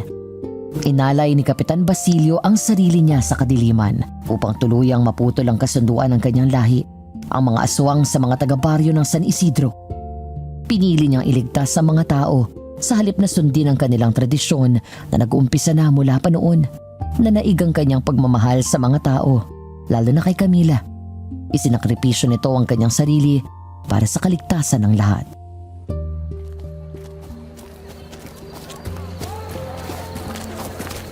Tapos na! Tapos na! Ang tagal kong inaasam ang ganito, Elena. Yung makita kong muli ang sigla ng baryo namin. Yung wala nang nararamdaman na takot, pangamba, kahit sumapit pa ang gabi. Masaya po ako na sa wakas. Nakalaya na po ang baryo ng San Isidro. Hindi man po natin na iligtas ang ibang nagsakripisyo ng kanilang mga buhay, ay tatanawin naman po natin ang panghabang buhay ang bagong pag-asang ibinigay nila. Hindi ka na ba namin mapipigilang umalis, Iha? Pangako, hindi na ako magsusungit sa'yo.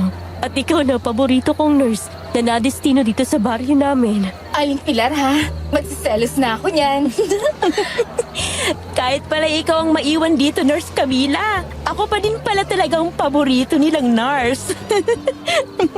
Basta wag mo kaming kakalibutang bisitahin, ha? Mapipiskit ang bata ka. Oo naman ho. Malakas ho kayo sa akin eh. Sa iyo din, Aling Pilar. Maraming salamat po sa mga naitulong niyo sa akin. At Nurse Camila, mag-iingat ka dito ha. Ikaw nang bahala sa mga pasyente ko. Hayaan mo, sa muli kong pagbalik ulit dito, irereto kita. Hindi sa kapitan ha, sa mayor na. Loka ka talaga.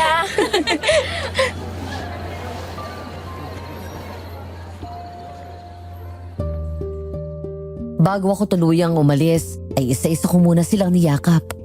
Sa aking pag-alis, babaunin ko ang mga kwentong nagpabago sa mga paniniwala ko. Mga aral na kahit gaano pa kasama, may karapatan ka pa ring mabigyan ng tsansa na magbago, tanggapin at patawarin. At oo, gabi akong babiyahe pabalik ng Pampanga. Hindi na ako takot lumabas sa baryong ito kahit abutin pa ako ng anong oras man dyan sa labas. Dahil tapos na. Wala na mga taong biglang maglalaho. Wala na mga taga San Isidro ang tatahimik dahil sila'y pinili. Ang manatili na lang dito ay ang paghahabang buhay na katahimika. Katahimikang hindi dulot ng takot, kundi katahimikan na dulot ng tunay na kapayapaan ng Barangay San Isidro. Ako si Elena Marisol Reyes, ang dalagang nurse na nadistino sa liblib na probinsya ng mga naglalahong tao. Pero hindi na ngayon dahil sumilip na ang liwanag at tuluyan ang naglaho ang kadiliman sa lugar na masayang kinatatakutan nito.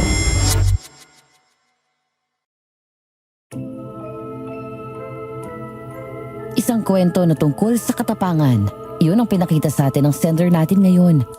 Kung meron man kayong gustong ibahagi ng mga opinyon tungkol dito sa kwento ni Elena, pwede niyong ilapag dito. Please like, share and subscribe na rin sa ating channel, Kwentong Takip Silim for more stories. Maraming salamat.